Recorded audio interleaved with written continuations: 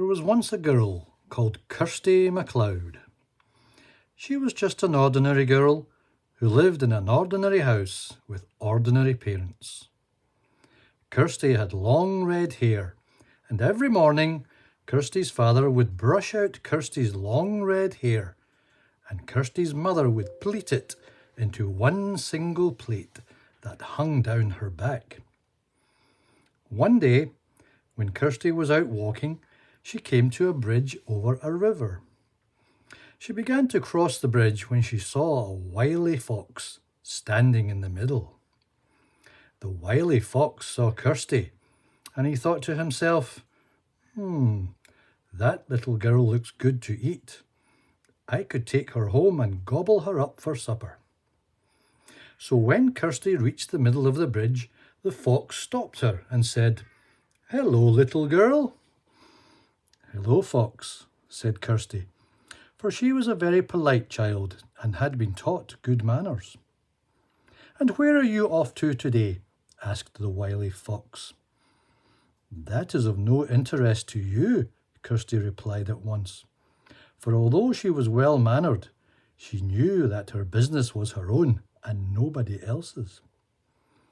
"You could come and visit me in my den," suggested the wily fox. "No, thank you," Kirsty replied firmly. "But I have darling baby cubs that you could play with," said the wily fox. "No," said Kirsty in a very loud voice. The wily fox was crossed when he saw that this little girl would not do as he asked, and so he thought to trap her by a cunning trick.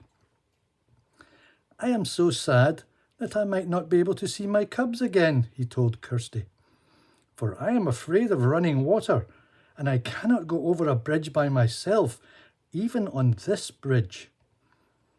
If you would only let me hold on to the end of your long plait of red hair, then I would be able to get across."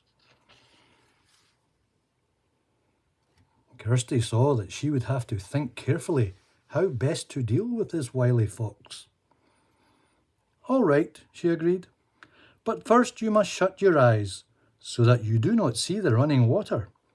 Then I will give you the end of my plait to hold." The wily fox closed his eyes and thought that once he had a grip of Kirsty's plait of hair that he would never let go. He decided he would pull on it and drag her off to his den, and she wouldn't be able to escape.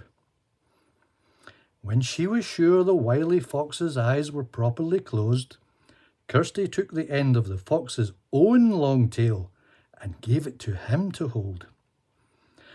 Of course, the wily fox cheated and opened his eyes a tiny bit.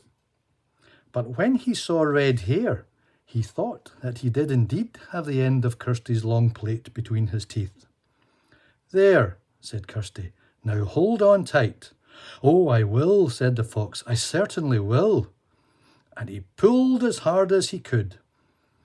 That wily fox pulled and he pulled and he pulled.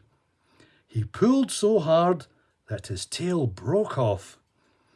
"What happened?" screeched the fox, and then he opened his eyes and began to howl in pain. "Why," said wily Kirsty as she ran off home, "you've reached the end of your tail."